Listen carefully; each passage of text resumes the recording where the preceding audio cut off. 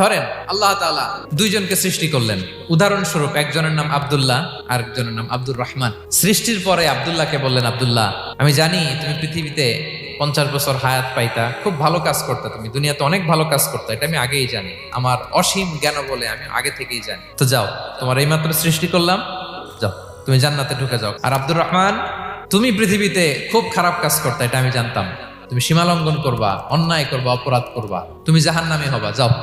যেহেতু আমি জানি পরীক্ষার আর দরকার নেই, তোমারে জাহান্নাম দিয়ে দিলাম, যাও ঢুকে যাও। সে বলবে, আল্লাহ এই মাত্র আমারে বানাইলেন, সৃষ্টি করেই বলতেছেন তুমি জাহান্নামে যাও, আর বলতেছেন আমি জানি দুনিয়াতে পাঠালে তুমি খারাপ কাজ করবা, তুমি জাহান্নামী হবা, পাঠানোর আর কি দরকার, আগে থেকেই জাহান্নামে যাও। আল্লাহ আপনি জানলে জানতে পারেন, আমি তো জানি না, ঠিক কিনা বলেন? সে বলবে, না আল্লাহ আপনি ভুল বলতেছেন, এই দুনিয়াতে পাঠাইলে আমি খুব ভালো কাজ করতাম, এজন্য আল্লাহ তাআলা পরীক্ষার আয়োজন করেছেন, যাতে করে তুমি জেনে যাও যে পৃথিবীতে তুমি কি করেছো।